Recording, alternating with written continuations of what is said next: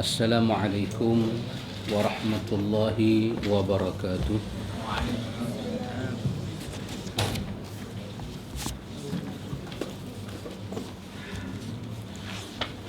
Innal hamdalillah nahmaduhu wa nasta'inuhu wa nastaghfiruh wa na'udzu billahi min shururi anfusina wa min sayyiati a'malina.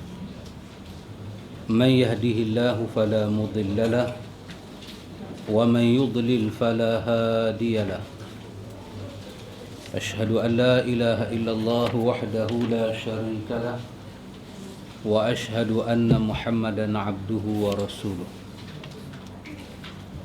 اللهم آت نفسي تقواها وزكيها أنت خير من زكاها أنت وليها ومولاها Amin, amma ba'du. Ikhwatul iman, ikhwatu fid din, a'azzakumullah wa uhibbukum fillah. Alhamdulillah, alhamdulillah, thumma alhamdulillah. Alhamdulillah ikhwatul iman, kita boleh sambung majlis ta'lim. Malam ni ikhwatul iman kita sambung tentang Suratul Baqarah. Kita mengambil sedikit bimbingan daripada Profesor Hamka. Kita jadikan buku dia sebagai teks. Teks bermakna kita baca buku dia sebagai bacaan dengan kita melihat kepada buku-buku yang lain.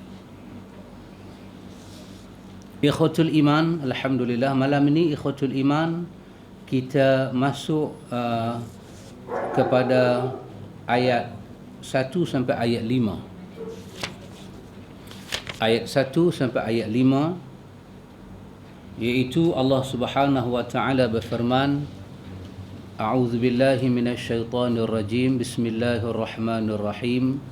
Alif lam mim. ذلك الكتاب لا ريب فيه هدى للمتقين الذين يؤمنون بالغيب ويقيمون الصلاة ومما رزقناهم ينفقون والذين يؤمنون بما أنزل إليك وما أنزل من قبلك وبالآخرة هم يوقنون أولئك على هدى من ربهم وأولئك هم المفلحون. Ini ayat yang Profesor Hamka cuba ambil 5 ayat untuk diberi penjelasan. Nabi ambil 10 ayat. Pasal mungkin Hamka tahu keadaan kita. Ambil 5 pun tak tahan. Kalau ambil 10 tak main terus. Jadi ambil 5 cukup lah. Ambil 5 cukup. Satu, ikhwatul iman, Quran sebut warattilil Qur'ana tartila. Apabila kita membaca Quran, Quran kata baca dengan tartil. Baca dengan tartil. Mungkin saya katakan mungkin makna tartil yang pertama maksud dia tadabbur. Ada ayat afala yatadabbaruna al-Quran. Kenapa mereka tidak tadabbur al-Quran? Mungkin makna yang pertama tartil itu maksud dia tadabbur. Apa dia tadabbur? Kita baca dan kita cuba fikir. Bukan kita kena fikir benda besar-besar. Kita fikir apa yang ayat itu sentuh. Itu makna tadabbur. Jangan fikir benda yang ayat tak sentuh, nanti kita sesat. Benda yang disebut secara zahir ayat itu yang kita fikir. Kenapa bahasa dia begini? Kenapa bahasa dia begitu? Dan kita berkongsi pengalaman tentang bagaimana nak tadabbur. Satu. Dan mungkin juga makna yang kedua, tadabbur ini dengan makna qiraah, bacaan. Tilawah, bacaan. Imam An-Nawawi dalam kitab dia Al-Adhkar, dia menyatakan apabila seseorang itu membaca Al-Quran, dia secara zahirnya dia kena menjaga 3 atau 4 perkara penting. 3 atau 4 perkara penting.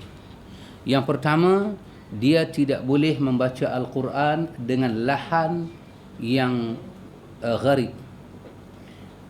Lahan ni bukan lahat, hak tu masuk dalam tak keluar dah. Lahan, lam ha nun, lahan. Lahan ini maksud dia apa nak kata, macam orang India, dia baru masuk Islam, dia tak boleh sebut Allah, dia sebut Allah. Maka orang Islam yang dah Islam asal ni, dia tak boleh macam tu. Apa orang kata, dia nak ajuk kan, dia azan, dia boleh sebut Allahu, tiba-tiba dia saja sebut Allahu. Ini nama dia lahan yang qabih. Lahan yang qabih bermakna telok dia tu, kita punya kata apa, lahan lah dia punya apa, dia punya bukan lorak, dia apa, dia pelek dia tu sebenarnya dia boleh sebut dengan elok, tetapi dia lahan itu macam bila kita kata awak sebut lagu tu, dia kata saja ini sesuatu yang sangat tak boleh. Kalau memang dia tak boleh sebut, silakan. Dia tak boleh sebut tak apa, ala qadar lah. Kita duk kata Allahu, dia duk Allahu. Duk Allahu. Mana? Noh. Siam mana punya mai? Mai daripada orang asli. Batak mai. Baru masuk Islam. Tak boleh sebut. Itulah kadar kemampuan lisan dia. Maka dia tidak salah di sisi Allah. Tapi kita ni, kita tak boleh buat begitu. Jaga lahan kita. Lahan kita itu jangan sampai bila orang dengar kita baca, orang kata hang baca Quran ke, hang duk baca tulisan Jawa ni. Hilang dah yang apa, bunyi yang asli itu. Hilang dah. Macam dulu kan dalam apa, dalam pendekar bujang lapuk. Kan? Dia belajar te. Mana boleh. Dia tak boleh baca se. Tak boleh. Dia kena baca dengan dia punya lorak dia. Ba, ta, sa. Itu baru betul sebutan Arab. Tapi macam mana pun kita sebut, pasal kita bukan orang Arab, kemelayuan, kejawaan kita, kebanjaran kita, juga kemamakan kita itu sedikit. Dia tak boleh buang. Yang itu tidak mengapa. Yang tu tidak mengapa. Tapi jangan terlampau telok. Dia keluar daripada rel. Dia keluar sungguh. Tak boleh. Itu satu lahan. Yang kedua, An-Nawawi kata bila kita baca Quran, kita tidak boleh membuang sabdu-sabdu yang ada, syadah-syadah yang ada. Kerana dia kata setiap syadah mewakili huruf yang ada. Maka tidak boleh. Maka kalau tempat itu memang wujud sabdu, syadah, bacaan dia agak kita kata ditekankan sedikit, maka sedikit, tetapi jangan melampau. Jangan melampau. Duk iya keras terus lidah. Jangan begitu. Kadar kemampuan yang pada telinga orang Arab dengar, dia faham kawan tu sedang menyebut iya. Kalau dia tak sebut iya, dia kata iya, hak tu bukan kata Arab. Orang Melayu pun boleh sedap. Kenapa hang sebut begitu? Jangan kita buangkan dia punya sabdu. Yang ketiga, kata An-Nawawi, jangan kita ubah makhraj. Makhraj ni huruf-huruf itu. Kalau sa dibaca dengan sa, jangan dibaca dengan sa, nanti jadi huruf sin. Kalau sad dibaca dengan sad, jangan dibaca dengan sin. Ha dibaca dengan ha, jangan dibaca dengan ha, nanti bertukar. Tetapi walau macam mana pun huruf Arab, ada ketika sin boleh ditukar dengan sad. Boleh ditukar. Zal boleh ditukar dengan zai. Tetapi boleh tukar, tak boleh tukar, kita kena tengok kalimah itulah. Sampai pada kalimah boleh bertukar, Quran sendiri pun dia akan benarkan kita tukar. Dia akan benarkan kita tukar. Kalau Quran resam Uthmani, atas sa' tu dia akan busin. Bermakna dua wajah boleh dibaca. Dua wajah boleh dibaca.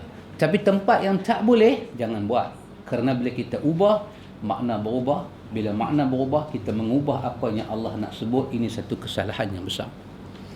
Dan yang keempat, kata An-Nawawi, bila kita baca Al-Quran, kita kena hati-hati. Jangan kita ubah baris pada kawasan yang tak boleh ubah baris. Tempat-tempat baris dua di atas ke, dua di bawah ke, baris sukun ke, baris satu di bawah ke, jangan kita ubah kalau dia tak boleh ubah. Tapi kalau dia memang wujud bacaan yang dikhilafkan, itu tidak mengapa. Itu tidak mengapa. Seperti Nawawi bagi contoh, Alhamdulillahi Rabbil Alamin. Maka dia boleh baca Alhamdulillahi Rabbil Alamin. Ini tidak mengapa. Tetapi lebih aula memilih Rabbil Alamin supaya orang dengar tak cemah. Orang dengar tak cemah. Kawan baca qiraat, tiba-tiba dia jadi imam, dia takbir, dia baca Alhamdulillahi Rabbil Alamin. Kita tak belajar qiraat, kita pukul salah, ha? Maka dia menyebabkan makmum cemas. Jangan kita buat begitu. Ini mungkin makna yang kedua. 4 perkara ini bila kita baca ikhwatul iman, ini termasuk dalam warattilil Qur'ana tartila. Juga dalam hadis Imam Muslim, Nabi kata tentang laisa minna man lam yataghanna bil Qur'an. Nabi juga suka kita baca Quran dengan kita melagukan dia. Bukan sampai bertukar jadi lagu DK Barat ke, tidak. Sesuatu yang kita dengar kita rasa selesa dan orang dengar pun orang rasa nak dengar. Cukup dekat tu. Cukup dekat tu. Adapun panjang pendek, yang ni tidak diberi penekanan yang sangat. Waladdall, mestikah 6 harakat? Tidak. Tapi jangan habaq lagu ni dekat guru tajwid dia marah kita. Kata apa duk pergi ajar ajaran sesat ke orang. Waladdall sampai tak boleh kira langsung. Kita cakap dengan orang Arab, kita nak kata sesat, takkan kita panjang metode tu. Kita nak kata sesat ke orang Arab kan? Duk kira dengan jari. Cukup 6 baru dia faham ke? Dah. Bukan begitu. Tetapi orang qiraat kata kalau dipanjangkan mungkin elok. Kalau kita mampu, tak penat, suara pun elok, silalah. Tapi bagi orang tua, orang penat, orang baru nak belajar, itu bukan syarat pembacaan Al-Quran. Dia sebut dhalin, sekurang-kurang sebutan 2 harakat. Waladhalin. Di situ ada sabdu, dia jaga sabdu. Jangan buang sabdu. Dia baca waladhalin. Dia tak baca waladhalin. Hilang sabdu. Dia baca dhalin. Sempurna makna, sempurna ayat.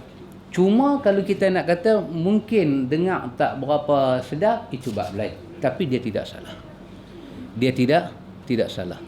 Mat wajib, mat asli, mat arif li sukun, mat daud, mat jaih, hak ni semua kita tak masuklah dalam apa yang kita kata sebagai mat wajib. Orang kata 5 harakat. Ula macam kita baca tadi ni, ulaika ala hudan. Baca ula kena panjang. Kita baca ula sekadar memenuhi maksud kalimah itu, menunjukkan ula itu perkataan jamak, menunjukkan orang itu ramai. Cukup. Takkan kita bercakap dengan orang Arab, kita nak kata ulaik, mereka itu orang yang banyak, kena panjang macam tu. Ula Arab tu duk garudai, dia ni nak habang apa? Oh. Tak, bukan begitu. Bukan begitu. Tetapi kalau kita nak panjang sampai 5 harakat, tidak salah. Tetapi kalau kita menyatakan kurang daripada 5 harakat berdosa, itu yang salah. Kalau kita kata dia baca yang panjang, dia panjang sikit, yang pendek jangan dipanjangkan, itu lebih mencantikkan bacaan dia, mungkin kita setuju. Tapi kalau dia kata dosa, dia kena bawa hadis. Hadis mana Nabi sebut mak wajib kalau korang berdosa? Kita nak rujuk di mana? Dalam Sahih Bukhari ada bab mak wajib. Tak ada. Tak ada. Jadi itu kita mesti hati-hatikan. Dengung-dengung ini sekurang-kurangnya 1 alif 2 harakat. Dengung-dengung. Itu saja. Itulah kemampuan dan bebanan pada hukum asal yang Allah berikan kepada setiap orang untuk membaca kalam Allah. Adapun yang lebih daripada itu, bebanannya sendiri kita cari. Pasal itu yang Tuhan letak tak susah. Yang sendiri cari itu, yang tu biasanya dia susah. Baik ikhwatul iman. kita sambung melihat perbahasan Profesor Hamka.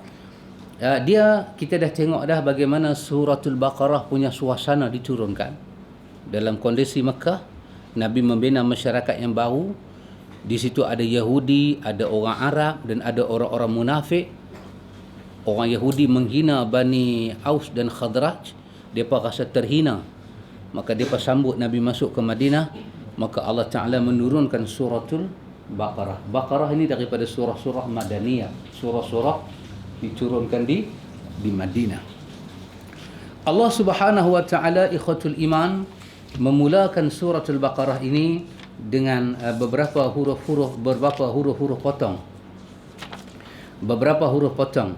Iaitu Allah Ta'ala berfirman, Alif Lam Mim. Alif Lam Mim. Alif Lam Mim.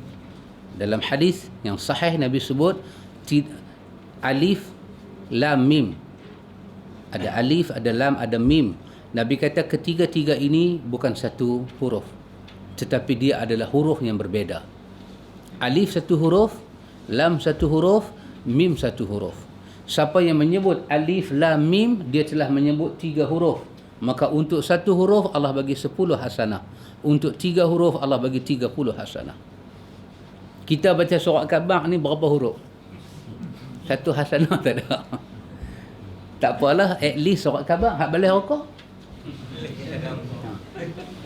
Berapa yang keluar telan. Faham tak ada? Lekat jantung lagi ada. 3 huruf. Ini ikhwatul iman membuktikan kalam Allah suci, bersih, mulia berbanding dengan semua kalam di atas muka bumi. Nabi kata, la aqulu alif lam mim harfun walakin alifun harfun wa lamun harfun wa mimu harfun.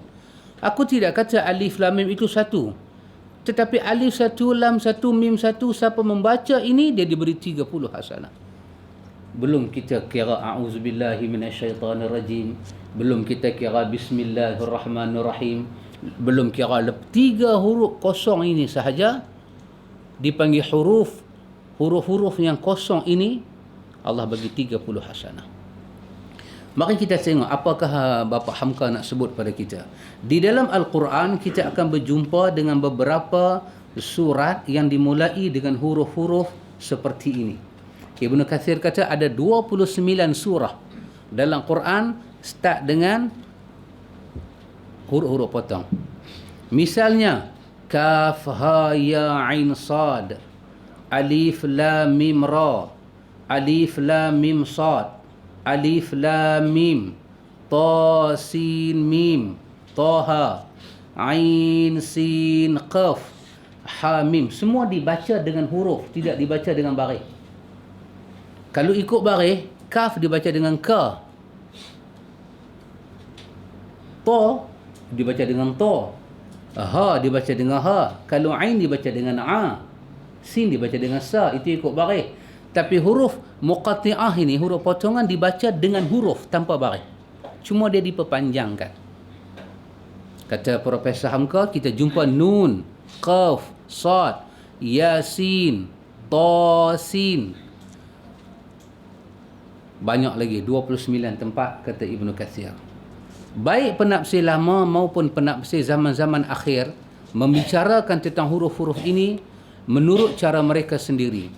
Tetapi kalau disimpulkan, terdapatlah 2 golongan. Bila sampai huruf macam ni, Allah mulakan surah Al-Baqarah dengan Alif Lam Mim. Fatihah dia tak mula macam tu. Jadi para ulama mula berbincang panjang. Kenapa di start dengan Alif Lam Mim? Sekurang-kurangnya kita melihat 10 pandangan para ulama berbincang. Tapi akhirnya kita tak jumpa satu pandangan ulama pun yang agak tepat, yang bersesuaian dengan hadis yang sahih. Tapi di sisi Hamka banyak pandangan, akhirnya kita bagi 2 cukup lah. Bagi 2 cukup. Yang pertama ialah golongan yang memberikan erti sendiri daripada huruf-huruf itu. Yang banyak memberikan erti ialah penafsir sahabat yang terkenal Abdullah bin Abbas. Sebagai Alif Lam Mim ini, satu tafsir daripada Ibnu Abbas menerangkan bahawa ketiga huruf ini adalah isyarat kepada tiga nama. Alif untuk Allah, lam untuk Jibril, dan mim untuk Muhammad sallallahu alaihi wasallam. Ini yang jenis berani tafsir. Berani tafsir. Hamka kata di antaranya Ibnu Abbas, dia berani tafsir. Dia berani tafsir. Ustaz Bashir. Ustaz Bashir pula, Ustaz Luqman. Allah, sejak berumur ni nama orang pun tak boleh nak ingat. Ustaz Luqman. Ustaz Bashir di sini, sila. Baik. Ini Ibnu Abbas, dia berani menyatakan alif lam mim, Allah, Jibril, Muhammad. Alif lam mim. Itu kata Ibnu Abbas. Tak apa, kita tengok dulu. Satu tafsir, dan tafsir Ibnu Abbas juga menyatakan alif lam ra. Alif adalah ana, iaitu aku, lam bererti Allah, dan ra bererti ara. Menjadi anallahu ara. Aku adalah Allah melihat. Alif lam ra, alif itu Allah, alif itu ana, lam itu Allah, ra itu ara. Aku Allah ara, melihat. Itu kepada alif lam ra. Ini Ibnu Abbas. Baca lagi. Demikianlah setiap huruf-huruf itu ada tafsirnya belaka menurut riwayat yang dibawakan orang daripada Ibnu Abbas. Menurut riwayat daripada Al-Baihaqi dan Ibnu Jarir yang diterima daripada sahabat Abdullah bin Mas'ud radhiyallahu anhu, bahawa beliau ini pun pernah menyatakan huruf-huruf alif lam mim itu diambil dari nama Allah. Malahan dikatakan bahawa itu adalah Ismul A'zam, nama Tuhan yang Maha Agung. Rabi' bin Anas, sahabat Nabi, menyatakan alif lam mim itu adalah tiga kunci. Alif kunci daripada nama Allah, lam kunci daripada namanya Latif, mim kunci daripada namanya Majid. Alif Allah, lam Latif, mim Majid. Itulah kunci kepada Al-Asma'ul Husna. Alif lam mim. Jadi kalau kita dah baca dah 99 nama Allah, daripada 99, 3 nama ini adalah kunci besar. Allah, Latif dan Majid. Ini satu tafsiran. Nak cari sandaran tak ada. Nak cari sanad di belakang tak ada. Tapi cerita ada. Perbahasan ada. Agama dia bukan bercakap lepas tu tak ada tempat sandar. Agama ni ada apa? Sanad. Setiap kita cakap mesti ada tulang belakang. Tak ada, kita kena jawab depan Tuhan. Ini adalah agama dia.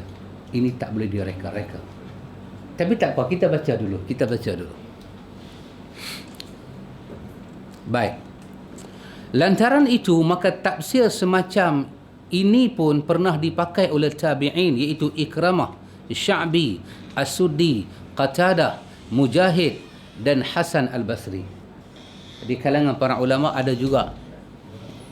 Mereka tak menolak tapi tidak menerima, seperti nama-nama disebut tabi'in, Asy-Sya'bi, As-Suddi, Qatadah, Mujahid, Hasan Al-Basri. Ini nama ulama tafsir yang besar. Setiap kali mereka buat tafsir Quran, mereka tafsir ayat Quran, mereka akan sebut juga macam tu. Mereka akan sebut juga pandangan, menyatakan alif lam mim begini-begini makna dia. Tapi mereka tak setuju. Tapi dia tak buang daripada buku dia tafsiran yang semacam itu. Pak Mik main depan sikit, Pak Mik. Belakang tu boleh main depan. Sahabat boleh main depan saya sikit. Mah. Sahabat main depan saya sikit.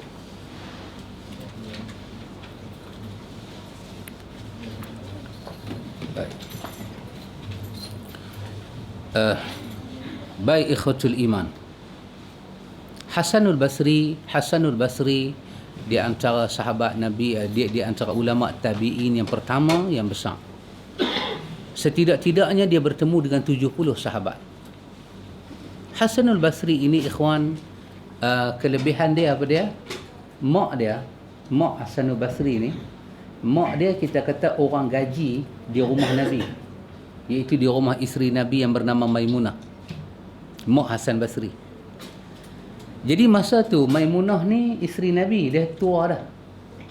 Jadi bila Hasan Basri masa tu kecil, dia menangis, duk wek.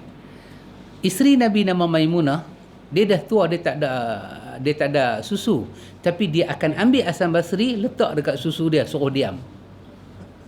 Ulama tafsir kata, ulama hadis kata, Hasan Basri mendapat berkat ilahi daripada Ummahatul Mukminin, dia mendapat lidah yang fasahah. Bukan orang kecil dia ni. Hasan Basri bukan orang kecil, orang besar. Dia pun juga kadang-kadang bila tafsir Alif Lam Mim, dia akan pakai juga pandangan Ibnu Abbas, tapi di belakang dia akan kata Allahu a'lam bimuradihi. Hanya Allah yang mengetahui hakikat ayat-ayat dia. Tapi dia akan kata ini satu tafsiran yang telah wujud. Boleh cerita, tetapi elok kita kembalikan kepada ayat itu sendiri. Kerana tidak ada riwayat Nabi cerita lagu tu, kita kata Allahu a'lam. Allah yang lebih tahu apa makna ayat itu. Nak mencela tak boleh cela, sebab ni daripada orang-orang besar-besar. Ibn Abbas ni, berapa kali dah kita cerita, dia dengan Nabi begitu akrab. Mak dia dengan isteri Nabi nama apa? Maimunah.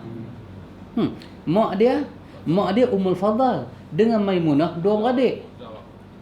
Maimunah tu jatuh mak menakan dia. Bapa dia Abbas dengan bapa Nabi Abdullah, dua beradik. Nabi jatuh sepupu dia. Pak dia jatuh pak menakan Nabi. Mak dia jatuh mak menakan Nabi. Mak dia dengan Nabi, Nabi pula jatuh apa? Jatuh abai pak mak dia. Akrab. Tapi Syiah tak pernah cerita satu pun. Dia ada cerita Ali ya. Dia ada cerita Ali je. Ibn Abbas dia tak cerita langsung. Jahat buat-buat ni. Kita tak mencela. Tetapi agama ini ikhwan, dia bukan begitu. Agama ini datang daripada Allah kepada Rasul dia. Kita kena cari keaslian dia di situ. Baik. Kata Bapa Hamka, tetapi pendapat yang kedua berkata bahawa huruf-huruf di pangkal surah itu adalah rahsia Allah, termasuk ayat mutasyabihat yang kita baca dan kita percayai, tetapi Tuhan lebih tahu akan artinya, dan kita baca tiap-tiap huruf itu mengikut bunyi ucapannya dalam lidah orang Arab serta dipanjangkan. Ini satu tafsiran yang baik. Hamka ni dia adil, dia sebut semua tafsir yang ada, lepas tu dia sebut yang ni. Antara kita pergi bagi terjemahan Alif Lam Mim, apa makna dia semua tadi, dengan kita kata apa dia? Ini rahsia Allah, hanya Allah mengetahui. Tidak ada riwayat yang jelas daripada Nabi menjelaskan makna-makna ayat ni semua. Tidak ada riwayat. Kerja kita membaca huruf itu mengikut apa yang Allah mahu. Nabi bila jumpa huruf ni, Nabi akan sebut huruf itu dengan huruf, bukan dengan baris, dengan huruf.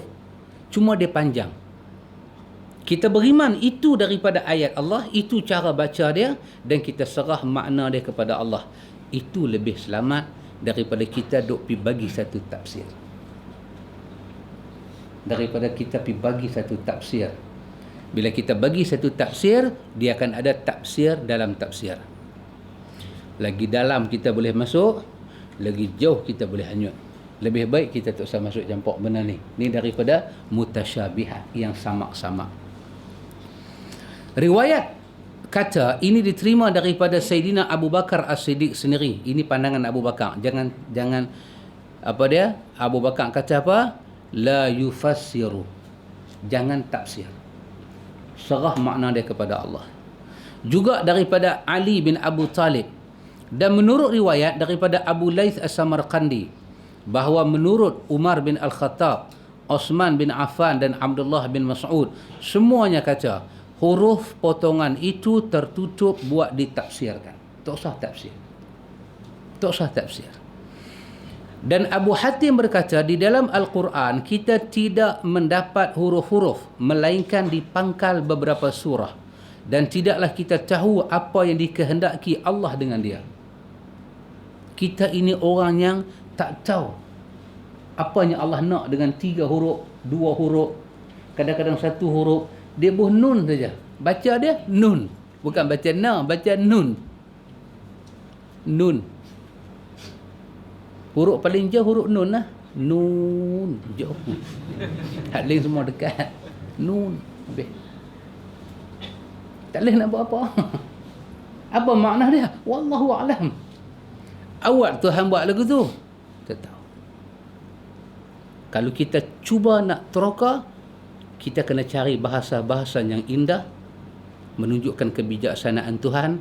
Bodohnya kita, kemampuan yang ada tak sampai nak faham. Banyak lagi apa yang Tuhan nak kita tak faham. Kita faham ni sikit je. Yang faham tu buat bagi elok-elok. Macam tu. Baik, dia kata, sungguh pun demikian, masih juga ada ahli tafsir yang terikat membuat pengertian sendiri tentang rahsia-rahsia huruf itu. Abdullah bin Mas'ud daripada kalangan sahabat Nabi SAW dalam satu riwayat berpendapat bahawa beliau sefaham dengan Umar Al-Khattab, dengan Osman tadi, iaitu menyatakan tak usah huruf-huruf itu diartikan. Tetapi di riwayat yang lain, beliau pernah menyatakan Alif Lam Mim adalah mengandungi Ismul A'zam, Ismullah A'zam, nama Allah yang agung. Asy-Sya'bi, tabi'i yang terkenal, di suatu riwayat tersebut bahawa beliau berkata huruf-huruf itu adalah rahsia Allah belaka. Tetapi di lain riwayat terdapat juga beliau pernah memberi arti Alif Lam Mim itu dengan Allahu Latifun Majidun. Macam tu je ulama tafsir. Allahu Latifun Majidun. Artinya dia tafsir pergi ke Tuhan juga. Dia tak berani tafsir Allah itu anallahu ara. Dia tak berani tafsir macam tu. Itu Ibn Abbas aja berani tafsir. Hak lain tafsir dengan nama-nama Allah 99. Ada pula segolongan ahli tafsir menyatakan bahawa huruf-huruf di awal surah itu adalah sebagai pemberitahuan atau sebagai panggilan untuk menarik perhatian tentang ayat-ayat yang akan diturun mengiringinya. Ini juga menarik. Tapi ini kita boleh kata di antara hikmah. Di antara hikmah kenapa ayat-ayat ini tak ada makna. Kita boleh pakai yang ni. Di antara hikmahnya apa dia? Ini sebab apa? Ayat Quran turun dekat orang Arab. Dia pakai bahasa Arab. Turun 3 huruf. Orang Arab boleh sebut. Tapi antu tengok, daripada alif sampai ya, semua huruf tu orang Arab pakai dalam cakap. Tapi Allah ambil 3, 2, 4, 5, kadang 1 huruf daripada huruf ijaiyah Arab tu, dia jam. Dia tak boleh pergi. Bahasa dia. Untuk menunjuk kata apa? Memang Quran itu bahasa Arab, tapi Quran bukan bahasa makhluk. Kalau Quran ni bahasa makhluk, makhluk boleh faham satu hari nanti. Makhluk boleh terjemah semua satu hari nanti. Dengan adanya huruf-huruf potong pada 29 tempat, 29 surah, pada awal surah, dia bukan duduk di belakang, dia duduk di awal. Orang Arab sebut Nun, Qaf, Yasin, dia jam. Kita Yasin pun nama orang. Toha kita buh nama orang. Kita kadang-kadang pelik kan. Nabi kata wal asma'u ahabbu ilallah Abdullah. Nama Allah paling suka Abdullah, kita buh Yasin. Tak pelik manusia. Nabi kata yang Tuhan suka Abdullah, Abdul Rahman, Tuhan suka. Nama Allah begitu banyak, pakailah yang mana-mana pun. Abdul Manaf, Abdul Latif, Abdul Majid, Abdul Karim, pakailah. Dia tak pakai yang tu. Dia pergi cari ayat-ayat yang tak tahu nak maksud apa. Mujuk dia tak buh nama dia Muhammad Alif Lam Mim. Satu hari nanti ada orang Muhammad Nun, Muhammad Sad. Dia kok mana pun dia nak ujuk pelik dia dengan Tuhan tu. Pelik dengan orang ni sebasar. Dia nak bagi dia tu pelik dengan Tuhan. Tuhan kata wal asma'u ahabbu ilallah, nama yang paling Allah cintai Abdullah. Gamaknya kalau dia buh nama anak dia Abdullah, dia rasa dia keluar daripada hutan Sabah. Dia rasa dia ni darat betul-betul. Aku ni tak ada tamadun. Wal asma'u ahabbu. Alif dibaca dengan baris di atas. Tak ada dah namanya Allah cintai melainkan Abdullah. Nama Nabi Muhammad bukan Nabi Buh. Bukan Nabi Buh nama dia. Tapi Nabi menggelakkan diri dia apa? Nabi kata faqulu ana Abdullah wa ana rasuluh. Panggil aku Abdullah. Panggil aku utusan dia. Tengok. Nabi tak pilih nama Muhammad. Yang pilih tutuk dia Abdul Muttalib. Tapi bila Nabi besar, Tuhan beritahu Abdullah tu nama elok, Nabi pilih nama tu. Nabi kata jangan muliakan aku seperti mana kaum Isa memuliakan Isa anak Maryam. Jangan, tapi katalah faqulu ana Abdullah. Katalah aku ini Abdullah, aku ni hamba Allah dan aku ini utusan dia. Tengok dia suka. Dia suka nama tu. Kita nak buat bagaimana kan? Kita dah beranak-beranak merdeka dah nama kita macam ni. Tapi mai kat anak kita, cucu kita mai balik nama-nama macam ni. Nama-nama orang perempuan, nama isteri Nabi yang salihah. Nama yang Quran sebut. Tapi kita bila sebut nama-nama, nama Maryam, rasa macam budak tu Maryam kira SPM tak dapat apa-apa. Dia nampak macam tu. Dia nampak apa? kata orang kita kan, dia nampak macam tu. Buh nama Maimunah. Allah, luruh biji mata ni, selai luruh biji mata. Kita tak ada nama lain. Maimunah. Orang Melayu pula Maimunah panggil Munah. Punah tu nama tu. Nama Ummahatul Mukminin Maimunah.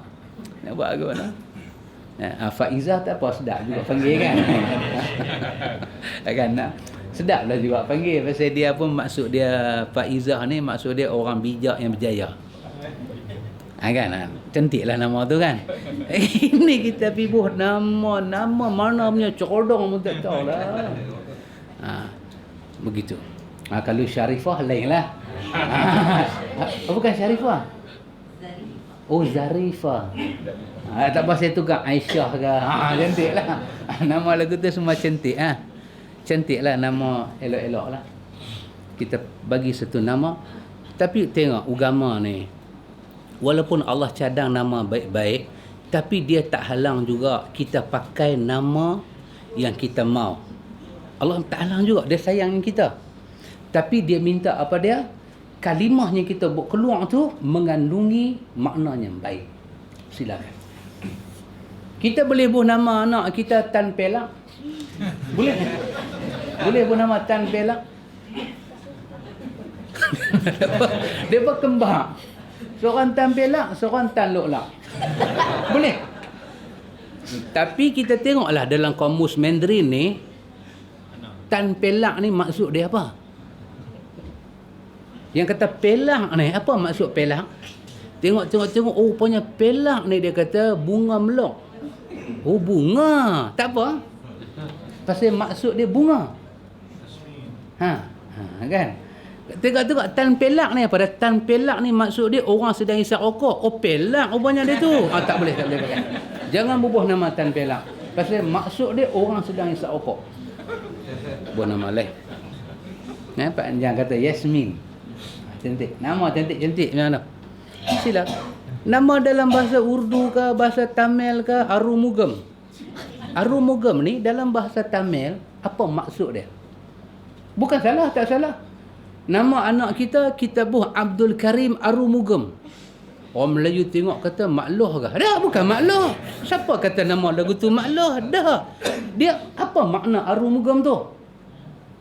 Tengok, oh Arumugam ni maksud dia orang yang berani. Ni saya saja bubuh lah, betul-betul saya pun tak tahu. Orang yang berani. Orang yang berani. Tak apa. Panggil dia Ahmad Arumugam. Ahmad Arumugam bin apa ke? Gobala Krishnan. Apa pula Gobala ni? Gobala ni nama apa? Tengok malapetaka. Tak mau. Tak mau buang nama tu. Walaupun nama tu dalam bahasa Cina ke bahasa apa, janji dia punya makna tu cantik. Tapi tidak setanding namanya Allah recommend sendiri. Apa dia? Abdullah. Tak lawan.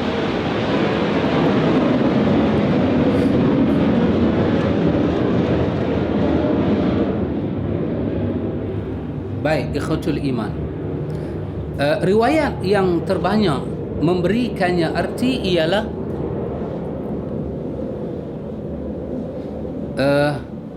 daripada Ibnu Abbas. Adapun perkataan yang sahih daripada Nabi sallallahu alaihi wasallam sendiri tentang erti huruf-huruf ini tidak ada. Daripada Nabi, Hamka kata tak ada. Tengok Hamka ketika ditulis tafsir Azhar, dia punya pemikiran dah berubah sikit. Dulu Hamka punya tulisan ni peringkat awal-awal ni dia kira ke satu arah aja. Berlain daripada dia kira nak hentam juga. Tapi ketika dia tulis Azhar ni dia lain sikit. Dia kata daripada Nabi tidak ada riwayat. Adapun perkataan yang sahih daripada Nabi sendiri tentang arti huruf-huruf itu tidak ada.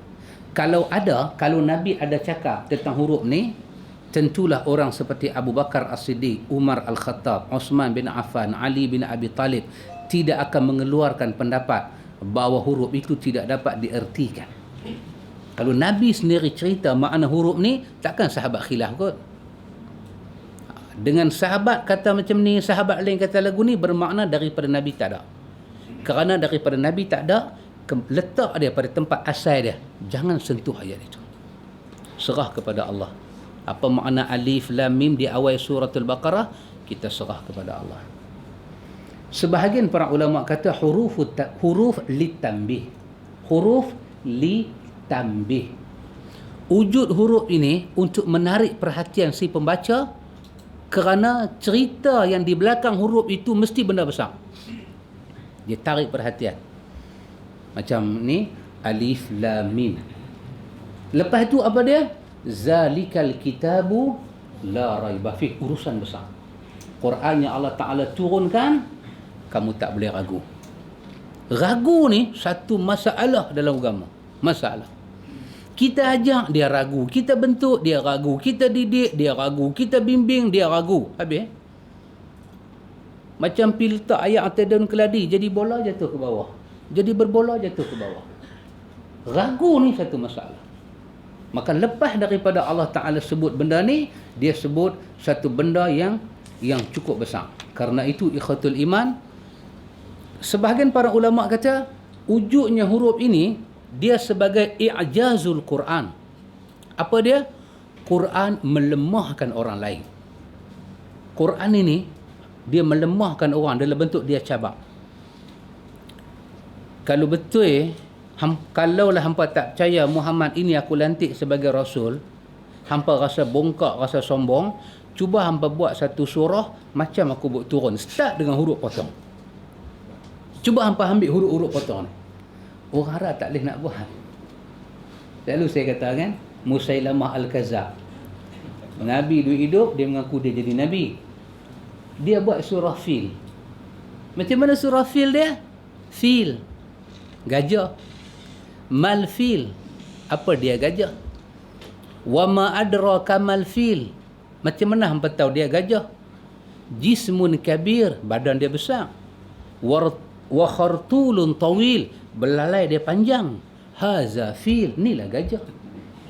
Lagu tu punya surah dia pergi buat.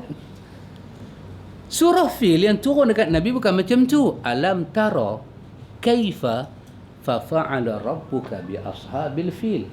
Gerun, hidup, menghinggut hati orang. Dan ashab fil yang Quran turun itu satu tragedi yang berlaku ketika Nabi lahir. Satu tragedi, orang Mekah semua tahu. Yang Musailamah buat surah ni, orang baca-baca, orang kata takat tu kami boleh buat. Cerita gajah badan besar, belalai panjang, siapa tak tahu gajah? Kami boleh tambah lagi satu. Di antara alamat gajah, gajah tak isap okok. Kami boleh tambah, hang tak boleh tambah. Tak menarik perhatian langsung, tak tarik perhatian langsung.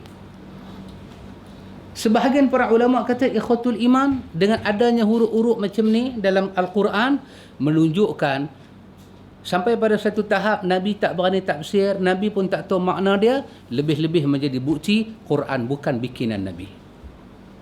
Kalau Nabi bikin Quran, dia tahu kunci tu duduk tengah mana, kekunci tu dia tahu.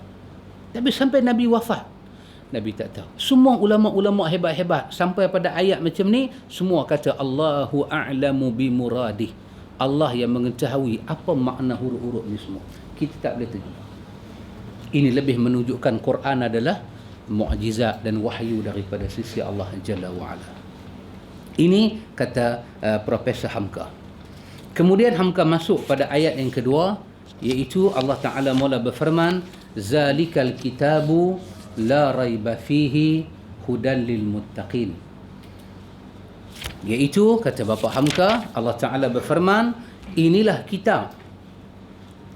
Inilah kitab itu. Tu bahasa dia. Inilah kitab itu. Tidak ada sebarang keraguan padanya. Satu petunjuk bagi orang-orang yang hendak bertakwa. Inilah dia kitab Allah itu. Inilah dia Al-Quran. Yang meskipun ketika itu Al-Quran diturunkan belum merupakan sebuah naskah ataupun mashaf berupa buku, namun setiap ayat dan surah yang turun sudah mulai beredar dan sudah mulai dihafal oleh sahabat-sahabat Rasulullah. Tidak usah diragukan lagi, kerana tidak ada yang patut diragukan. Dia benar-benar wahyu dari Tuhan, dibawa oleh Jibril, bukan dikarang-karangkan sahaja oleh Rasul yang tidak pandai menulis dan membaca itu. Dia menjadi pertunjuk untuk orang yang ingin bertakwa ataupun muttaqin. Allah kata zalikal kitab. Dia guna isim isyarah ba'id tetapi dengan makna qarib. Kadang-kadang zalika bermakna haza. Dia sebut itu tapi maksud dia ini. Ketika Allah kata zalikal kitab, Quran tak turun sepenuhnya lagi. Dia tak turun sepenuh, dia baru munajam, beransur sikit. Maka Quran kata zalikal kitab, tu dia, tu Quran yang ada di Lauh Mahfuz tu, yang nak turun pada hampa sikit-sikit tu. Quran tu nanti satu masa dia turun penuh. Hampa jangan ragu. Dengan makna apa? Satu masa nanti Quran itu akan duduk depan mata hampa. Hampa akan kata hazal Quran. Inilah Quran yang telah turun. Jangan hampa ragu-ragu lagi. Dia guna zalika, tapi satu masa kita akan pakai dengan makna haza. Inilah Quran yang telah turun. Inilah dia ayat Quran. Yang satu masa dulu dia dikatakan itulah kitab. Pasal apa? Dia masih duduk di langit. Turun tak habis lagi. Berapa lama dia turun? 23 tahun. Ambil masa 10 tahun. Komplit. Bila dia komplit, zalika dibaca dengan makna haza. Inilah Al-Quran yang diturunkan daripada Lauh Mahfuz kepada Nabi Muhammad. La raiba fih. La raiba fih. Kamu tak payah ragu.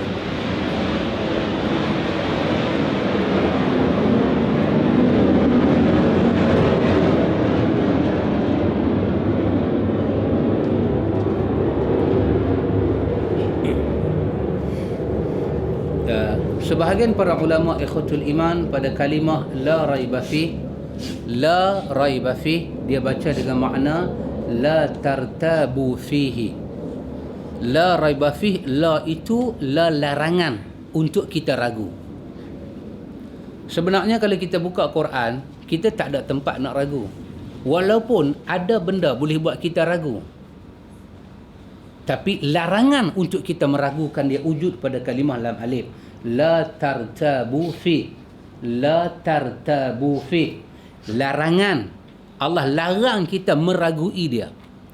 Sebahagian para ulama pula kata la di sini la nafi jins. La menapi semua jenis ragu. Menapi jenis ragu. Bukan kata ragu. Apa sahaja yang masuk dalam ragu, semuanya dilarang daripada awal. Dan apa sahaja boleh buat kita ragu. Bertengkar. Last kali kita duk percaya Quran ni betul. Tengkak punya bertengkak. Dia tu berkulang hujah. Sampai peringkat kita duk kata pada dia, betul juga hang kata. Dilarang daripada awal. La tartabu fi. Jangan ada pertengkaran yang macam itu. Pasal itu ulama-ulama salaf ni ikhwan, dia jumpa orang-orang bertengkar lagu ni, dia kata salam. Bukan dia bodoh, bukan dia tak erti hujah, tapi hujah buat apa? Kadang-kadang kita hujah dengan si fulan, kawan duduk sebelah kita jadi ragu. Pasal apa? Orang jahat ni kalau cakap, ikhwan, tempiah dia tu. Macam dia kocak ayam. Kita tolak di sini, dia berkocak sampai ujung sana. Kita tak sedar siapa nak ragu. Pasal tu jidal, bertengkar dengan naik orang-orang ni semua, Quran kata jangan. Jangan. Quran kata apa? Fa in tanaza'. Apa makna tanaza'? Orang ni naik. Macam ni kita kata. Maksud dia macam ni. Dia tu kata tak. Kita geram. Tanaza'. Daripada ikhtilaf, berbeza pandangan jadi tanaza'. Naik orang mata merah. Quran kata kalau dah ada macam tu, farudduhu ilallah. Cepat-cepat kembali. Cepat-cepat kembali skrip asal. Buka skrip asal. Quran kata macam mana? Tengok Quran. Yang Quran kata secara zahir, itu mu'tamad. Cukup. Balik skrip asal. Tengok kawan tu. Siapa kata tak boleh usalli sembahyang ni? Dia start dah. Kita kata bukan siapa kata Nabi tak buat. Siapa kata Nabi tak buat? Dah hang tak buat, tak ada lah. Kalau hang buat, ada lah. Kita tu sampai tenggak dah. Farudduhu ilallah wa rasul. Kembali pada Allah dan Rasul. Kata, ayat Quran tak mana ni yang kata usalli ni? Ayat Quran tak ada lah, tapi hadis ada. Okey. Kaedah baca hadis apa dia? Nama sahabat, nama perawi, kedudukan hadis. 3 ni kita cari. Sahabat mana riwayat? Imam mana merawikan, Bukhari ke, Ibnu Majah ke. Kalau dia sebut satu nama, kita pergi cari dalam kitab dia. Lepas tu apa nilai dia? Sahih ke, dhaif ke, palsu ke, tak boleh ke, apa ke? Kita nak tahu. Nampak tak? Dia pun tak boleh bawa lagu tu, tak usah kata apa kat dia. Hujah dah sampai, kita belah. Jangan ada keraguan. La tartabu fi. Jangan kamu ragu akan dia. Sebahagian para ulama ikhwatul iman menyatakan makna la raiba fihi ini, janganlah kamu meragukan bahawa Allah yang menurunkan Al-Quran. Alif lam mim zalikal kitabu la raiba fihi. Alif lam mim, itulah Alkitab. Jangan kamu ragukan kitab itu Allah menurunkan. Jangan sebut dia ciptaan Nabi Muhammad. Jangan kamu sebut kalimah dia daripada Muhammad. Dia kalam Tuhan. Itu jangan kamu ragu. Mereka terjemah ini dengan ayat 1 daripada surah Sajdah. Alif lam mim tanzilul kitabi la raiba fihi min rabbil alamin. Iaitu alif lam mim, telah diturunkan Alkitab, tanzilul kitab, diturunkan Alkitab, la raiba fihi, kamu tak payah ragu apa-apa, dia daripada Rabbul Alamin, daripada Tuhan semesta alam. Terima yang tu. Kita baru sahaja selesai membaca surah Fatihah, ni kata Hamka. Di sana kita telah memohon kepada Tuhan agar ditunjuki jalan yang lurus, jalan orang yang diberikan nikmat. Jangan jalan orang yang dimurkai atau orang yang sesat. Baru sahaja menarik nafas sebagai membaca surah itu, kita langsung kepada suratul Baqarah. Dan kita langsung kepada ayat ini. Permohonan kita dalam suratul Fatihah sekarang diperkenankan. Kamu bisa mendapat jalan yang lurus, yang diberikan nikmat, bukan yang dimurkai dan tidak yang sesat. Asal sahaja kamu memakai pedoman kitab ini, tidak syak lagi. Dia adalah petunjuk bagi orang yang suka bertakwa. Itu kata Hamka. Sebelum baca ni, baca Fatihah, minta petunjuk. Dalam Fatihah kata tak mau jalan sesat, orang marah. Maka sekarang Allah jawab dalam suratul Baqarah, jalan yang aku janji, jalan yang hampa minta aku janji nak bagi jalan yang lurus adalah jalan zalikal kitab. Dan hampa yang minta dalam Fatihah, bila baca suratul Baqarah, hampa tak boleh ragu apa-apa dengan Quran. Barulah hidayah itu sampai. Senang berurusan dengan Tuhan. Tapi hingga duk semayang, hingga duk baca Fatihah, tak cukup Fatihah, subuh balun dengan kunut semua lagi. Tapi semua yang ada dalam Quran kita petikai. Kita petikai. Semalam satu soalan yang menarik di Taipei. Satu soalan menarik, muslimat tanya. Kita ni mengaku orang Islam, tapi hukum Allah kita tak buat. Tuhan terima ke Islam kita? Allah kata dalam Quran apa? Allah kata, siapa yang ambil riba, dia perang dengan aku. Bukan lawak-lawak ayat ni. Ayat ni bukan lawak-lawak. Betul Ustaz Luqman. Allah kata dia perang. Ibnu Abbas kata apa? Besok di hari akhirat, Allah bagi kat dia satu pedang, dekat Tuhan satu pedang. Tuhan kata kita lawan. Dahsyat ayat tu. Macam mana negara yang besar ni, bank negara ni, riba tak selesai? Apa masalah kita ni? Kalau aurat tak selesai, mungkin dah boleh kata lelaki dia tak bagi tutup kepala. Ini riba. Negara ni ambil riba, Allah kata negara tu lawan dengan dia. Bukan bab besar-besar, bukan kata bab macam-macam, satu bab riba. Ikhwan, saya ingat kita baca bab riba saja dekat musim pilihan raya, siapa tak mau jadi wakil rakyat nanti? Tapi orang ni dia jadi bulak, jadi tamak, gila. Bila bab riba dia baca, dia tak takut. Dia tak takut. Kita kata riba isu besar, dia kata lagi besar tu ada. Isu apa besar sangat kita kata tu? Sampai riba tak boleh bahas. Dia kata ni nak bagi saham ke orang Melayu. Nak bagi saham apa? Saham riba. Quran kata wa ahallallahu al-bai'a wa ahallallahu al-bai'a wa harrama riba. Allah kata dia halal jual beli dan semua keuntungan jual beli. Dia haramkan riba, semuanya keluar daripada riba. Dia haram.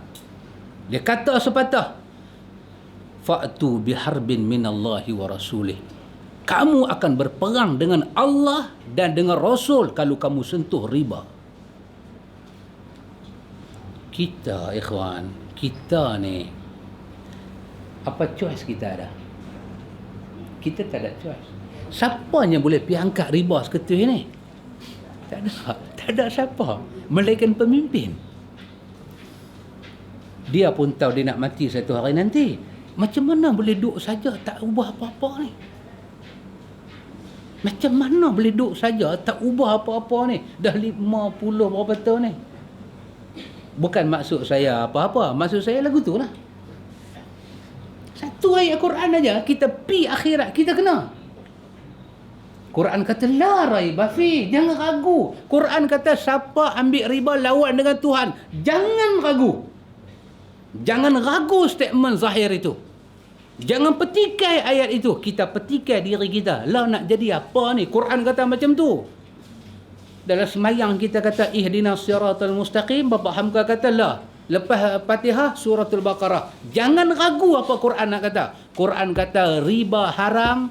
Semuanya lahir beranak daripada sistem riba. Kesemuanya haram. Allah kutuk, Allah laknat. Allah bagi satu pedang. Jom kita perang. Hang nak kata apa dengan ayat ni? Negeri kita punya, negara kita punya, bank kita punya, rakyat kita punya, semua kita punya. Kita kata riba tak boleh selesai lagi. Oh, jangan buat pasal. Jangan buat pasal. Jangan buat pasal. La raiba fi. La raiba fi. Ini Profesor Hamka duk terang pada kita. Barulah Quran jadi petunjuk pada orang yang bertakwa. Kalau kita ragu sikit dengan ayat Quran, kita tak dapat hidayah dalam suratul Fatihah. Dia kata apa? Hudan lil muttaqin. Antum tengok dari segi bahasa Arab dia guna kalimah mufrad. Dia tak kata hidayah lil muttaqin. Dia kata hudan. Apa dia? Hanya satu jalan sahaja Quran jadi petunjuk. Apa dia? Jangan ada ragu. Bila kita cabut ragu buang, itulah satu-satu jalan untuk dapat petunjuk. Tak ada jalan lain dah. Inilah satu-satu jalan untuk dapat satu hidayah. Tuhan tak berturun 100 hidayah. Satu aja hidayah. hidayah jalan yang lurus. Untuk dapat hidayah tu tak boleh ragu dengan Quran. Dalam khutbah Nabi kata apa? Dua benda Nabi tekan tiap-tiap minggu dalam khutbah jemaah. Nabi tak jemu, Nabi tak cemuih, Nabi tak rasa bosan hingga khutbah raya ke, hatta khutbah nikah ni khutbah apa ya kawan? Khutbah orang nikah. Khutbah nikah bukan sama khutbah jemaah. Mana boleh sama? Duk cari 40 orang tak menikah lah mapelai tu. Khutbah nikah, dalam khutbah nikah Nabi kata apa? Fa inna khairal hadis kitab Allah. Fa inna asdaqul hadis kitab Allah. Fa inna ahsanal hadis kitab Allah. Nabi kata sebenar-benar perkataan Allah. Seelok-elok perkataan Allah. Sebaik-baik perkataan Allah. Wa khairal hadi Muhammad. Sebaik-baik petunjuk dan bimbingan Muhammad. Sampai orang nak menikah dia bercakap benda tu. Tengok, tak boleh ragu dengan Quran. Tak boleh ragu dengan Quran. Tapi yang banyak orang duk petikai ni Quran lah. Quran ni orang tak petikai bab zakat aja lah. Mai zakat fitrah tak mau petikai. RM7. Hak terima pereda yang bagi pereda. Pasal apa takut puasa tak terima. Itu Lain daripada tu lah. Dia petikai kata takkan sakit pun nak sembahyang kot. Sihat suruh sembahyang tak apa, hang gila aku sakit pun suruh sembahyang, suruh aku mampu. Isap rokok tak mampu, sembahyang mampu. Tikai. Oh, bak paraid, bak harta pusaka jangan cakap, bak pakai tudung jangan cakap. Semalam di Taiping, tapi ini jangan cerita ke orang lah. Ini rahsia di balik kita. Saya kata kat Taiping, tujuan saya kata ni bukan menghina demi Allah. Tapi sekadar mengajar anak-anak muda kita, anak-anak perempuan kita pakai tudung, tolong berwaspada. Dalam Quran, dalam surah An-Nur, dalam surah Al-Ahzab, Allah bagi tahu yang kata pakai tudung tu macam mana. Pakai tudung yang paling ringkas, Quran kata, ujung tudung tu dia mesti labuh dari bawah dada. Depan dan belakang. Mesti bawah dada. Tudung kita pakai ni, dia tak boleh gantung atas ni, singkat metang sini. Pasal tak boleh. Dia kena bawah dada. Kita pergi jumpa doktor, suruh ambil pengesahan doktor. Dada ni yang mana? Tanya doktor. Doktor, ni dada ke? Ni perut. Dada tu tak mana? Kita kata sakit dada, dia ambil dengar kat telinga tu, dia letak sini. Tak sini. Dia tengok dada. Maka tudung yang kita pakai, akhir dia punya jatuh tu bawah dada. Tak sampai pusat tak apa, bawah dada. Mesti di bawah dada, letak dia bawah dada. Habis tak ada takat tu. Tudung kita baru jatuh bawah dada. Dia pergi cari tudung ikan bawai. Bukan salah. Kalau pakai duduk rumah tak salah. Tapi dengan tudung ombak rindu berlipat-lipat macam tu, duduk betul-betul atas ni. Bila dia buat lagu tu, belakang ni cungkit. Tak masuk tutup aurat. Tolonglah pesan kat anak-anak kita, jangan main-main. Kita ni banyak benda dah main. Dengan Tuhan jangan buat macam tu. Duduk rumah ni lain bab. Ni semua mahram kita duduk rumah. Duduk rumah, kita nak pakai tudung bawai ke, tudung pelata ke, temenung ke, atas kita lah. Duduk rumah ni semua mahram kita. Abang kita, adik kita, kak kita, mahram. Tak apalah, nak buang anak tudung saja, tak apa. Kita nak buang tudung, dia tengok apa yang menasabah. Rambut, lehang, tangan takat ni, sebahagian daripada betih sikit dia tengok, ini yang menasabah. Adik-beradik punya punya perhubungan. Bila orang luar masuk yang boleh menikah dengan anak perempuan kita, dia kena pakai tudung labuh sampai bawah dada. Warna apa tak apalah, tapi tudung tu bawah dada. Ni dia ambil kain tudung, dia pergi belit macam Jack Sparrow tu. Dia belit, dia tarik, dia main pantai tang sini. Atas dada tak ada tudung. Lepas tu dia bukan pakai macam orang Arab pakai jubah hitam tu kat atas. Dia tak pakai. Jangan macam tu. Ni awal kita duk baca la raiba fi. Jangan macam tu. Jangan. Dan saya minta banyak tolong pada sahabat-sahabat kita, ada anak perempuan, ada isteri, tolonglah bagi ingat. Tolong bagi ingat lah. Ndak abang ni depa beli kat Mekah, beli kat London pun tak mau. Apa Mekah? Pakistan yang jual kat Mekah tu bukan mengaji agama, dia businessman. Masjid Haram punya sembahyang pun dia tak pi, dia kira menega aja. Bukan Pakistan tu punya otak. Kita nak cari agama. Agama kata apa? Tak mau. Tak mau. Kalau lebih bawah daripada dadah, ini menunjukkan warak dan zuhud satu orang perempuan. Allah bagi pahala asim. Jangan ingat tak ada pahala. Jangan ingat tak ada pahala. Yang pahala pelan korang, dia pelan singkat. Dia pelan singkat. Pakai tudung, anak tudung tak pakai, rambut panjang, macam mana sanggup dia belit. Pi market duk melawak pula pilih ikan bawai pun tengok dia, tudung bawai pun tengok, ikan bawai terkejut, rambut luruh, perut kata luruh ke bawah.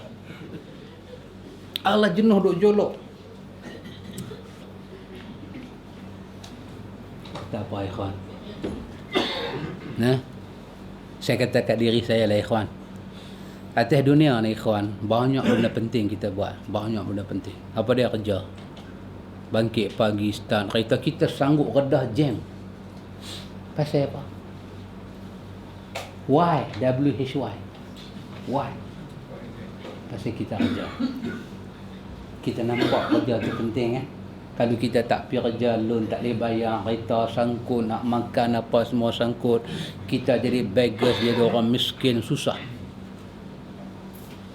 Tapi kerja sepenting itu, bila Allah hantar malaikat lemut mai, hang suka tak suka, hang kena tinggal. Kita mesti tinggal. Mesti tinggal. Anak baru beranak ke, laki tahu jaga anak ke, laki tak tahu jaga anak ke, anak baru beranak, anak tu perlu sangat susu mak dia, Tuhan tak ada peduli benda tu semua.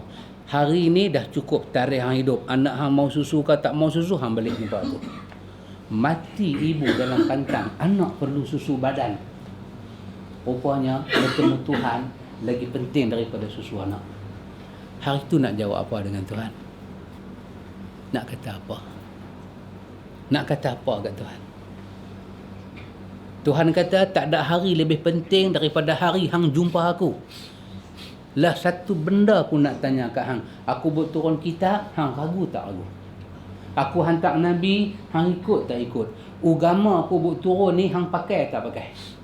3 soalan. Lepas orang bungkus kita, orang bagi mandi, orang kapan, orang semayang, orang buang kita dalam tanah pusara di kubur tu, orang kambuh-kambuh, mai malaikat ni nak tanya 3 tu aja. Marabbuka, siapa Tuhan hang? Allah Tuhan kita. Yang tu dia nak tahu dulu. Ni nak tahu ni mayat manusia ke bangkai binatang ke ni? Dia tanya tu dulu, siapa Tuhan hang? Lepas tu dia tanya, wa ma dinuka, hang hidup dengan peraturan apa, agama apa? 3 dia tanya siapa? Siapa Nabi hang? Dia bawa mai satu gambar. Dalam hadis Bukhari bawa mai satu gambar, dia tanya, siapa lelaki-lelaki ni? Kita kata tak tahu. Dia pukul atas kepala kita ni, remuk masuk dalam. Rupanya benda paling penting, agama kita, Tuhan kita, Nabi kita, cukup. Perempuan tengah duk mengandung, bini kita tengah mengandung 9 bulan. Doktor kata besok pagi-pagi mai cepat ni, boleh beranak dah. Tuhan kata tak. Hang pun aku mau, anak hang pun aku mau, masuk kubur dulu. Apa nak kata? Dan masuk kubur, Tuhan tak tanya cukup bulan dah ni. Malaikat tak ada mai. Malaikat nak cabut nyawa tu, malaikat tak ada peduli hang mengandung sebulan ke, 2 bulan ke, 9 bulan ke, atau ke pecah tuban anak duk keluar kepala dah kan, malaikat tak peduli, dia rentak nyawa. Dia rentak nyawa untuk apa? Untuk tanya, siapa Tuhan hang? Tak boleh fikir. Tak boleh fikir. Benda ni tak boleh fikir ikhwan. apa yang kita boleh buat paling baik daripada hati kita untuk agama dia, kita buat yang paling baik. Ada benda kita buat tak baik, tapi ada benda kita boleh buat dengan baik. Buat dengan baik. Kita nak kata kat bini kita, aku minta hang pakai tudung. Bukan labuh sampai lutut dah. Yang tu nama telkung. Dah. Aku bukan suruh hang pakai telkung. Itu labuh sampai lutut. Aku minta hang pakai tudung macam Quran kata. Syekh Nasaruddin Albani buat kitab tebal lagu tu. Nama dia Jilbab Mar'atul Muslimah. Macam mana tudung muslimah. Dalam buku setebal itu, lah ni ada terjemahan Melayu, dia cerita kain macam mana, tudung labuh mana, nak tutup kawasan mana. Cantik dalam buku tu. Pergi atas kedai, kita tengok dia tulis busana muslimah, tulisan Nasaruddin Albani, capai satu. Untuk apa? Nak repair cara hidup beragama. Itu ya. Suami tak boleh pandang sebelah mata, bini tak boleh buat keras kepala. Tak boleh. Ini hukum Tuhan. Anak kita. Suruh dia pakai tudung elok-elok. Budak perempuan lah. Ayah nak pakai jin. Kita duduk karodai dah. Ini perempuan nak pakai jin. Oh, nak jadi apa anak aku? Terserah perempuan pakai jin apa? No. Kalau ayah tak pergi pakai jin, Cik P pejabat pendaftaran tukar nama ayah di belakang buah Abdullah. Alamak. Awak buat lagu tu. Nak pakai jin juga. Udahlah Pak Min. Belilah jin. Tapi jangan beli jin yang ketat dengan saiz tubuh badan dia. Satu jin yang besar. Kira dia pakai tak nampak jin. Tak nampak dia pakai tu ketat. Bentuk kaki dia tu nampak. Bagi dia pakai satu seluar yang luas. Bagi dia pakai satu baju yang labuh. Hang mau jin kan? Hang pakai jin. Tapi peraturan Tuhan kita mesti jaga. Kita nak bantah dia pun budak lah Pak Mik. Dia buat. Kita tidur tengah malam, dia keluar tak balik dah. Budak lah jangan buat pasal. Jadi Quran kita duk baca ni, Allah kata jangan ragu lah.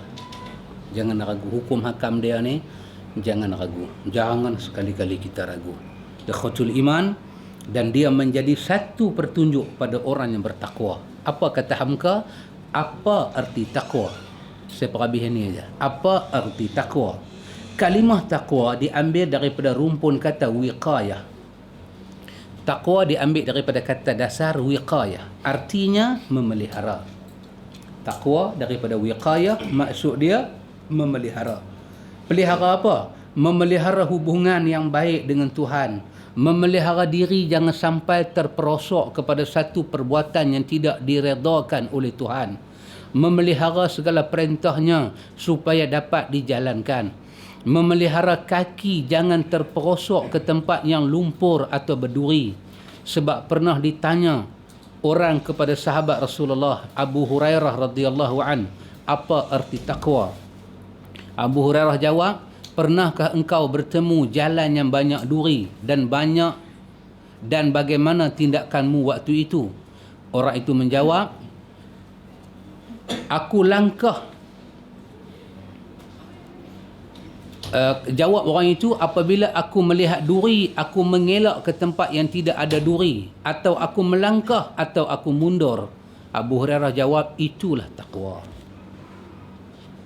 Kata Hamka, takwa bermakna memelihara diri.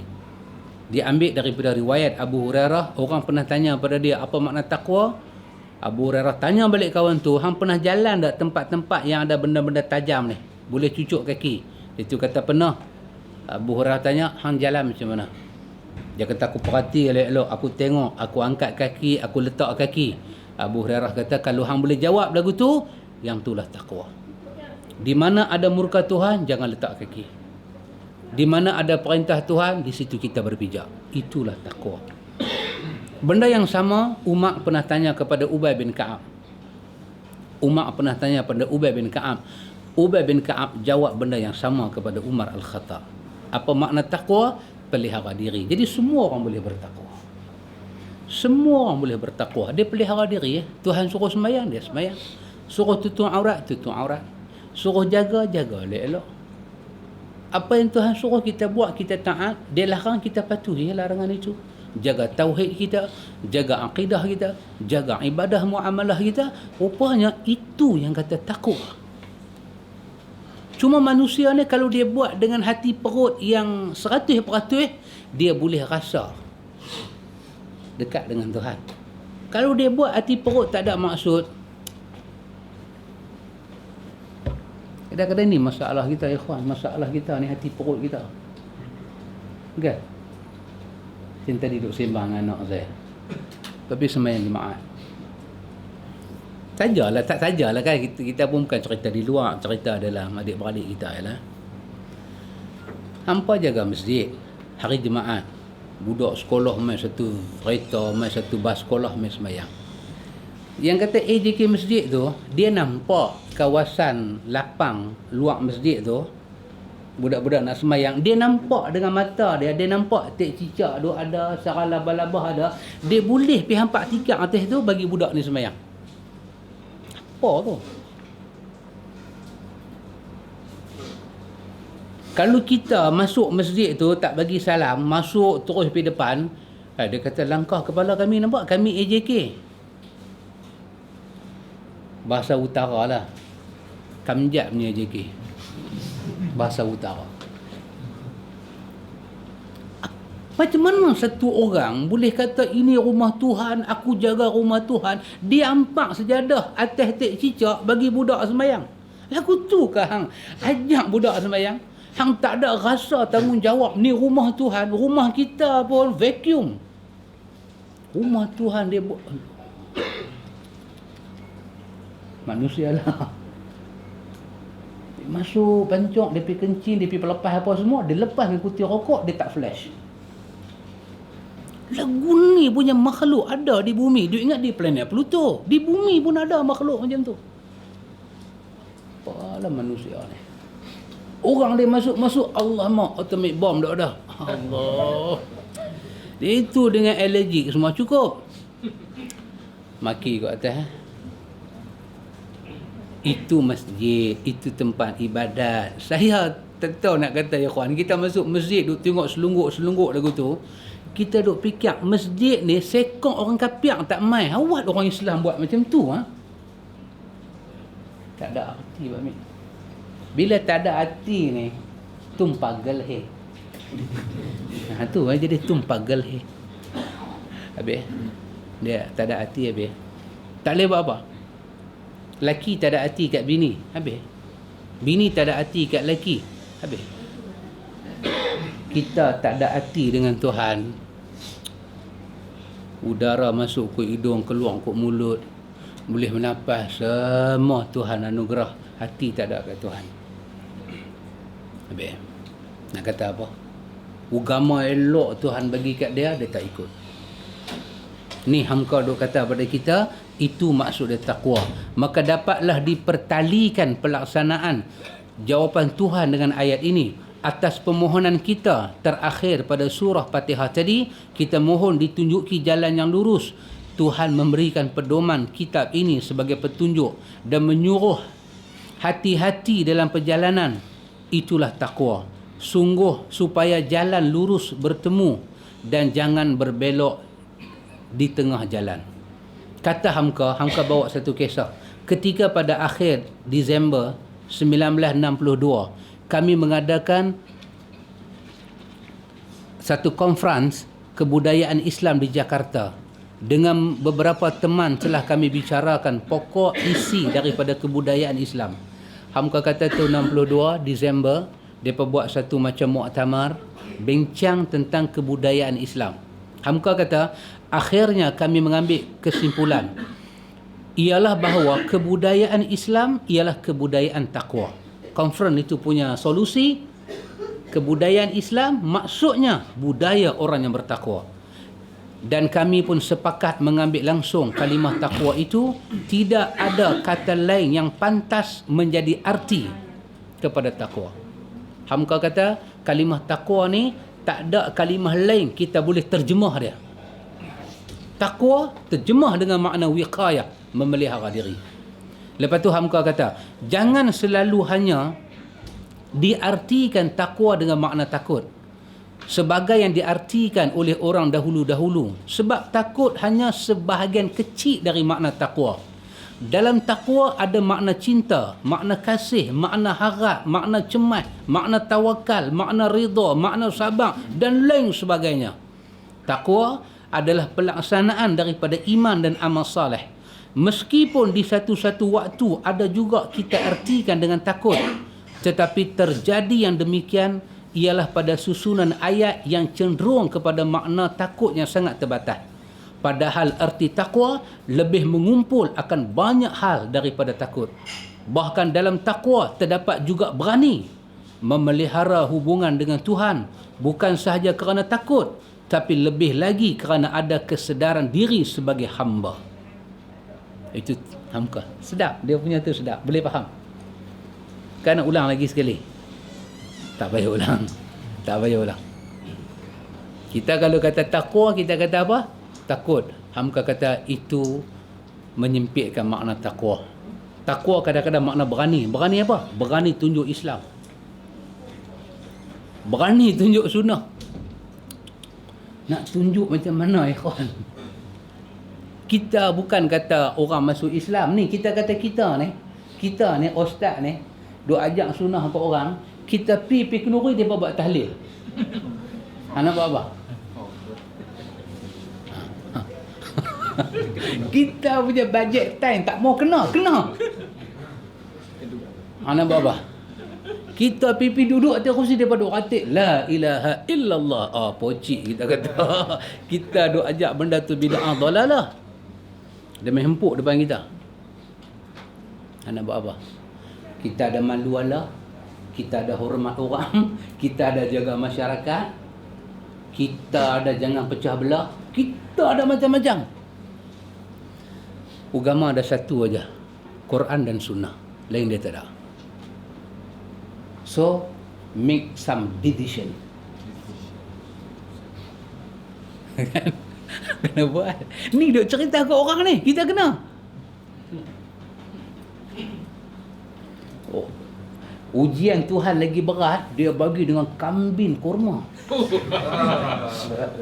Kau boleh cerita kalau elok habis. Kambing kurma selungguk dia letak.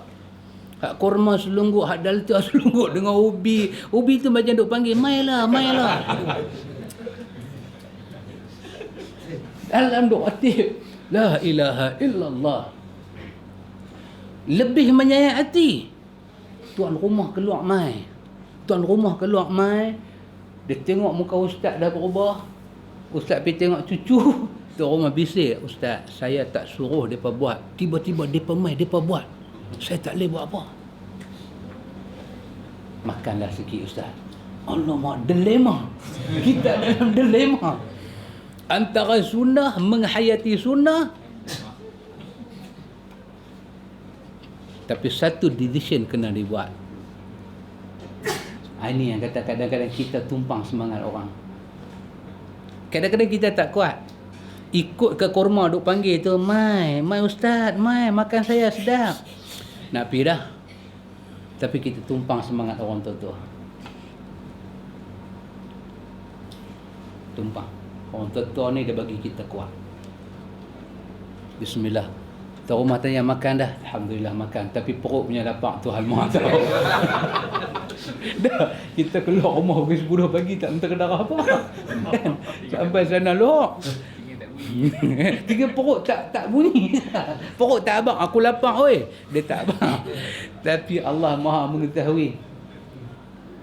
Tapi Allah Ta'ala dia berbangga dengan hamba dia yang pegang dengan agama dia. Jadi orang yang mulia ni ikhwan, bukan orang siapa-siapa, tapi orang yang boleh bertakwa, pelihara apa Tuhan bagi kat dia. Tak apa, ikhwan, adik-beradik kita duk kena uji. Mak mentua buat kenduri tahlil. Dia nak buat ke mana? Mak mentua pula buat di rumah dia. Mak mentua ni supply semua. Sampai tekong tahlil pun main dengan bas, supply. Hang duk diam aja, nak pakai rumah hang aja. Dia seorang pengaji tegar sunnah. Orang pakai rumah dia. Nak kata apa Pak Mik? La haula wala quwwata illa. Ni betul-betul jadi Abang Ali. Abang Ali kata pun tak kena, Abang Ali tak kata pun tak kena. Luah mati mak, telan mati pak. Kulum dia mampu. Nampak tu mana masa tu. Ada tangan ya Allah tolong ya Allah. Susah ikhwan. Hari ni Hamka bagi satu benda pada kita. Takwa maksud dia pelihara diri. Kadang pelihara dengan berani, kadang pelihara dengan sabar, kadang pelihara dengan ikhlas, kadang pelihara dengan syukur, kadang pelihara dengan redha, kadang pelihara dengan tawakal. Kadang-kadang memelihara dengan bawa diri pergi tempat lain. Itu kita biasa ikhwatul iman. Antum bayang zaman Nabi, depa daripada jahiliah masuk Islam, macam mana depa nak pelihara agama? Macam mana nak pelihara? Pahala mereka ni cukup besar di sisi Allah. Cukup besar. Itu kata bapa Hamka. Kemudian ayat yang berikutnya, allazina yu'minuna bil ghaibi wa yuqimuna as-salah wa mimma razaqnahum yunfiqun. Nanti kita tengok lagi sekali apa Hamka nak kata. Wallahu a'lam.